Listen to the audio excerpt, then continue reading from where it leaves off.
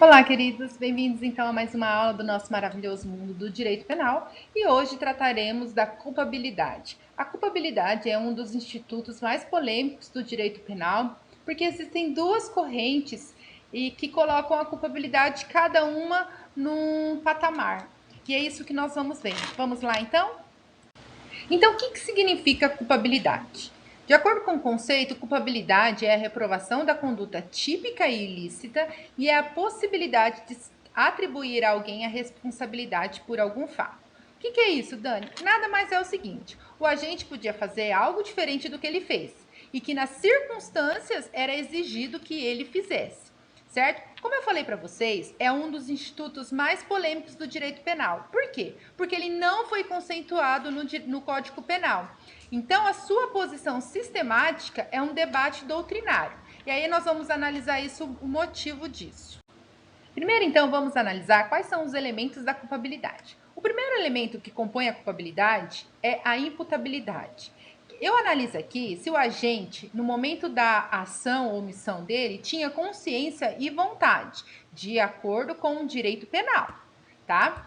Potencial conhecimento da ilicitude. Aqui eu analiso se o agente estava em condições de poder compreender a ilicitude da sua conduta e a exigibilidade de conduta diversa, ou seja, se era possível, naquelas circunstâncias, exigir uma conduta diferente daquela que o agente teve. Então, esses três elementos são os elementos que compõem a culpabilidade. A falta de qualquer um deles exclui, então, a culpabilidade do agente. Antes da gente tratar dos elementos da culpabilidade, eu quero fazer um apêndice e tratar com vocês sobre a co-culpabilidade, tá? E o que seria então essa co-culpabilidade? O conceito trazido pela doutrina fala que co-culpabilidade é a responsabilidade do Estado pela prática de condutas criminosas por indivíduos marginalizados que não tiveram acesso à educação, oportunidade de trabalho, saúde e moradia, certo?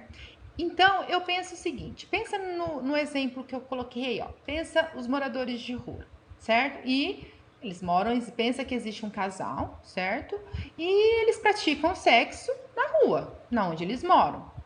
Seria crime?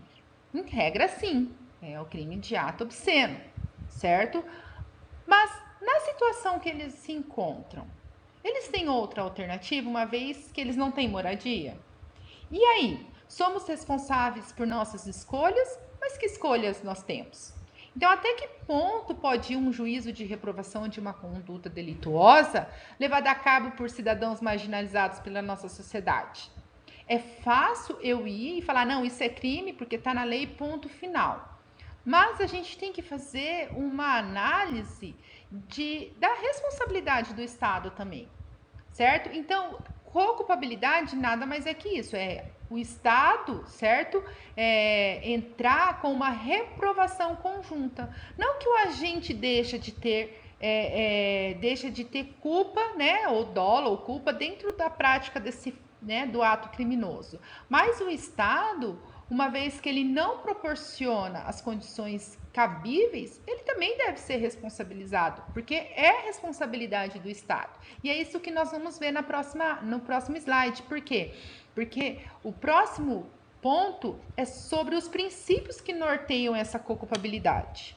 Que, embora não tenha previsão legal no nosso Código Penal, e infelizmente ela não é muito aceita dentro do nosso ordenamento jurídico, fica aí uma questão para vocês, né, estarem pesquisando, para vocês futuros operadores do direito estarem aplicando, porque assim, o Estado ele tem o dever constitucional, inclusive, de reduzir, é o que nós vamos ver, reduzir essas diferenças, certo? As desigualdades sociais. Se ele não está cumprindo com o seu dever e isso está afetando na marginalização, na criminalização, o Estado então também tem culpa. Então vamos lá. Vamos ver quais são os princípios que norteiam, né, essa co-culpabilidade. O primeiro princípio é o princípio da redução da desigualdade social. O fundamento esse artigo 3º, inciso 3º da Constituição Federal, é um fundamento legal de um Estado democrático de direito. certo? Então, se a gente observar o dispositivo, o Estado tem uma responsabilidade junto com a gente. Olha o que fala o artigo 3º. Constituem objetivos fundamentais da República Federativa do Brasil erradicar a pobreza e a marginalização e reduzir as desigualdades sociais e regionais. Então, o Estado, ele tem o dever, certo, de erradicar a pobreza e a marginalização. E o que ele tem feito? É muito fácil eu jogar a culpa somente no agente. Pessoal, eu não estou dizendo que o agente também não deva ser punido. Pelo contrário, a pessoa que comete um crime, ela deve receber uma punição junto com uma...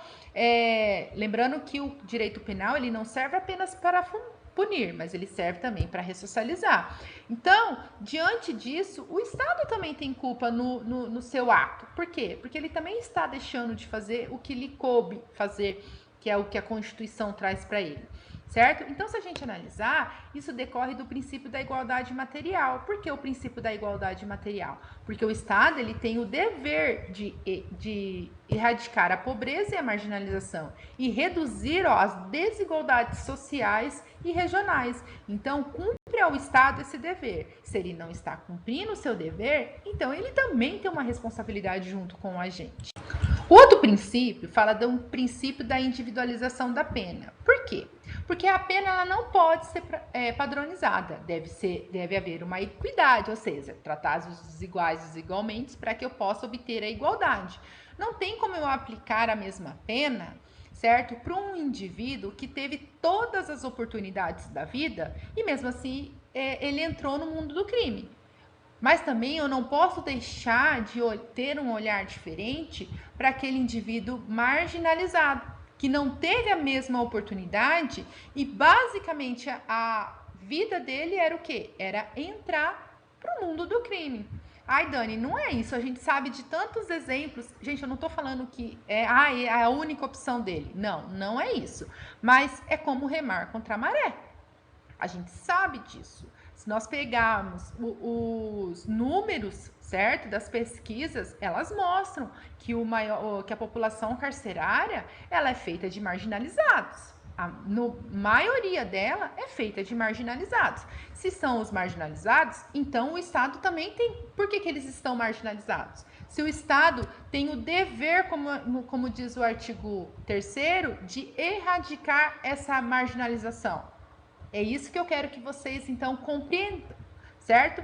Então, o quê? Eu devo, por conta do princípio da individualização da pena, eu tenho que trazer uma pena justa, totalmente individualizada. E por conta disso, eu tenho que colocar a co-culpabilidade junto do Estado. O Estado, ele deve responder, certo? Com uma proporção, porque ele também está deixando de fazer o seu papel. Tá? Lembrando que para que eu possa aplicar essa co-culpabilidade, eu devo fazer essa análise no caso concreto. Não dá para também eu pegar e trazer ela de forma assim, isso que sempre que acontecer isso. Não, eu tenho que fazer toda uma análise do caso concreto. Então, diante desses princípios, nós podemos concluir que, em virtude da inadimplência que o Estado tem em erradicar, né, a pobreza e a marginalização e reduzir essas desigualdades sociais e regionais, o agente deve ter uma menor responsabilização por não ter tido acesso, certo? Em condições de igualdade de educação, de moradia e outros direitos fundamentais que estão também no rol dos direitos humanos. Em relação àqueles que, possuindo tudo isso, ainda cometem crimes, certo? Como eu já disse na aula passada, infelizmente, né, essa teoria da co-culpabilidade, ela não é muito aceita pelos juízes e nem pelos tribunais. Só que o direito ele é legal por causa disso, porque a gente pode conversar, nós podemos dialogar sobre isso. E esse é um ponto muito importante. Até que ponto o Estado ele tem responsabilidade nas ações dos agentes marginalizados? Fica aí um ponto para vocês estudarem, para vocês poderem se aprofundarem, inclusive como pesquisa, e ver até onde é essa responsabilização do Estado, até onde pode ir essa responsabilidade do Estado, porque ele não cumpre o seu papel em erradicar a pobreza e a marginalização, e nem reduzir as desigualdades sociais e regionais. Então, até que ponto ele tem na vida desses indivíduos que não têm direito, que não tiveram acesso como nós tivemos. Vamos então agora olhar a culpabilidade em cima da teoria do crime. Lembra que eu falei no começo da aula que a culpabilidade é um dos institutos, certo? Mais polêmicos, porque o Código Penal ele não trouxe sua posição sistemática dentro da teoria do crime, certo? Então eu tenho duas correntes majoritárias, né? Ambas são muito. Eu tenho vários doutrinadores adeptos tanto a uma quanto a outra, certo? E dentro disso nós vamos estudar as duas correntes, tá? Lembrando que em termos de o estado de São Paulo, né? Ele é mais adepto à teoria tripartida. O estado do Paraná, que é aqui onde eu estou, né? Da onde eu sou, tem como tese jurídica, né? Uma corrente mais abrangente a bipartida. Só que nós vamos analisar então as duas, tá? Vamos ver qual é uma e qual é outra. Então, o que seria a teoria tripartida? Então, para que haja crime, na teoria tripartida, o fato precisa conter 3 elementos. Então, ele precisa ser típico, ilícito e culpável. Então, a falta de qualquer um desses elementos não existirá o crime, certo? Então, vamos analisar sobre uma ótica inversa, ou seja, para que não haja crime. Então, ou o fato é atípico, ou o agente se enquadra em uma das excludentes de ilicitude, ou é cabível, no caso concreto, alguma excludente de culpabilidade, certo? Essa teoria, ela se fundamenta na teoria finalista e tem como seu maior expoente Wessel, certo? Então, para que haja crime, recapitulando, eu preciso que o fato seja típico, ilícito e culpável. A falta de qualquer um deles, então, exclui o crime. Já a teoria bipartida, ela fala o seguinte, que para ser crime, o fato precisa conter agora não mais 3, mas 2 elementos. Ele precisa ser típico e ilícito. E a culpabilidade, Dani? Para a teoria bipartida, a culpabilidade é pressuposto da pena, certo? Então, neste caso, para que não haja crime, ou o fato é atípico, ou incide sobre ele alguma excludente de ilicitude. Então, a falta ou da tipicidade ou da ilicitude, certo? Que é algum desses elementos, então fará com que não exista o crime. Vamos então agora fazer uma análise, levando em conta, comparando a teoria bipartida e a teoria tripartida, certo? Eu vou dar um exemplo e vou mostrar para vocês ali o meu posicionamento pessoal, tá? Então vamos lá, ó. Se o inimputável por desenvolvimento mental incompleto praticar um fato típico e ilícito, mas não culpável, porque ele é inimputável, de acordo com a teoria tripartida, ele não cometeu um crime, certo? Por quê? Porque a teoria tripartida ela leva em consideração, para que haja crime, o fato precisa ser típico, ilícito ou culpável. Então, se eu tirar a culpabilidade, que é o quê? Neste caso, o indivíduo ser inimputável, então significa que não ocorrerá crime. Mas pergunto a vocês, se não é crime, por que então eu aplico uma pena? Uma sanção penal. Na realidade, não vai ser aplicada uma pena em si, uma pena privativa de liberdade ou restritiva de direito, mas será aplicada uma sanção penal. No caso aqui, uma medida de segurança, certo? Então, se não há crime, por que há então uma sanção penal? Certo? Se a culpabilidade é elemento do crime, de acordo com a teoria tripartida, a falta dela, da culpabilidade, não deixaria de ser crime? E se deixa de ser crime, então eu não posso impor uma pena, certo? Então é isso que eu quero que vocês entendam. Então já deu para perceber que, para o meu posicionamento pessoal, eu acho que a corrente bipartida ela tá certa. Por quê? Porque a culpabilidade nada mais é que pressuposto da pena. Por quê? Se para ver, olhando na ótica inversa, como eu falei para vocês, se para ocorrer o crime, eu preciso que o crime seja a falta de qualquer elemento exclui o crime, então eu não posso, se o sujeito é inimputável, eu não posso aplicar uma pena pela corrente tripartida, certo? Uma pena, no caso, uma sanção penal. Por quê? Porque não seria crime. Se ele não cometeu o crime, por que eu vou aplicar uma sanção penal? Certo? Então, o juiz... Por quê? Porque, de acordo com neste caso, né, o que vai acontecer? O juiz vai absolver o réu, nos moldes do artigo 386, inciso 4º do Código de Processo Penal. E ele vai aplicar uma medida de segurança de internação ou tratamento ambulatorial, dependendo, então, da gravidade da infração cometida. Isso aí é o Victor Eduardo Rios Gonçalves que traz pra gente. Certo? Então, olha, faz essa análise. Se não há crime, se isso não é crime, certo? Por que então há uma sanção penal? De acordo com a teoria tripartida. Então, no meu posicionamento, a teoria bipartida, certo? Ela é muito mais coerente. Por quê? Porque a culpabilidade é pressuposto da pena, certo? Então, o agente sendo inimputável, houve o crime, certo? Mas eu vou deixar de aplicar nele uma pena, certo?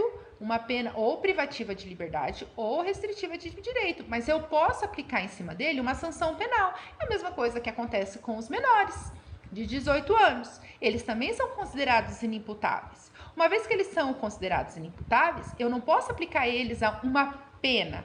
Então, se eu não posso aplicar uma pena e a culpabilidade é pressuposto e a culpabilidade é requisito do crime, é elemento do crime, então ele não cometeu o crime e eu não poderia então aplicar uma sanção em cima dele, mesmo que seja de acordo com o ECA, certo? Porque não foi crime, se a culpabilidade é elemento do crime. Então é isso que eu quero que vocês entendam. Mas, como eu falei para vocês, polêmica ainda, não tem uma corrente perfeita, certo? Então aí vocês, ao estudarem, vocês podem optar por uma das duas. Como eu falei, meu posicionamento pessoal é que a corrente bipartida, ela tem, pelo menos didaticamente, muito mais fácil de visualizar, que a culpabilidade é, então, pressuposto da pena. Então, aqui agora nós vamos analisar quais são as causas que excluem a culpabilidade. Falei para vocês no começo que a culpabilidade possui 3 elementos, certo? A imputabilidade, potencial conhecimento da ilicitude e a exigibilidade da conduta diversa. A falta de algum desses elementos, então, exclui a culpabilidade do agente, tá? Dentro da imputabilidade, quando ocorre a ausência da... Quais são as causas, então, em que pode ocorrer a ausência de imputabilidade, certo? Ocorre na menoridade, certo? Quando a gente, então, é menor de 18 anos. E na doença mental ou desenvolvimento mental retardado, incompleto e retardado. Na embriaguez completa por caso fortuito ou força maior. E aqui tá a emoção e a paixão, mas eu quero que vocês... nós vamos estudar ela, mas o próprio Código Penal, ele fala que a emoção e a paixão não exclui a culpabilidade do agente, certo? Mas eu preciso verificar caso a caso. Por quê? Porque, embora ela não exclua a culpabilidade do agente, ela é ou uma atenuante genérica, ou ela pode funcionar como causas de diminuição da pena. Então, por isso que eu preciso analisar a emoção e a paixão de forma ali no caso concreto, e a gente vai estudar ela de modo mais profundo nas próximas aulas, certo? E quando ocorre a ausência de potencial conhecimento da ilicitude, eu estou em cima do erro de proibição. E aqui nós devemos lembrar que é diferente do erro de tipo, certo? Então a gente vai voltar a rever erro de tipo para fazer uma comparação com o erro de proibição, tá? E a ausência de exigibilidade de conduta diversa. Então, ela ocorre por coação moral irresistível ou obediência hierárquica, certo? E aí fechamos então esse conceitinho básico de culpabilidade. Ele é bem simples mesmo. Só fiquem, né, levem a cabo essa parte mesmo da co-culpabilidade, né, da responsabilidade do Estado por não cumprir aquilo que a Constituição faz, e nas correntes bipartida ou tripartida. Se aprofundem mesmo nisso, e é bem interessante, tanto uma quanto outra, porque é como eu falei para vocês, eu não tenho uma exata, porque se tivesse não haveria duas correntes, certo? Mas cada uma tem os seus pós e seus contras, certo? Então, fique a critério de vocês escolher cada uma delas. Já coloquei o meu posicionamento pessoal, né, que é a corrente bipartida, mas vocês são livres e podem escolher aí qual posicionamento vocês entendem ou acham melhor. Certo? E finalizamos então aqui mais uma aula do nosso maravilhoso mundo do direito penal. Então, até a próxima aula.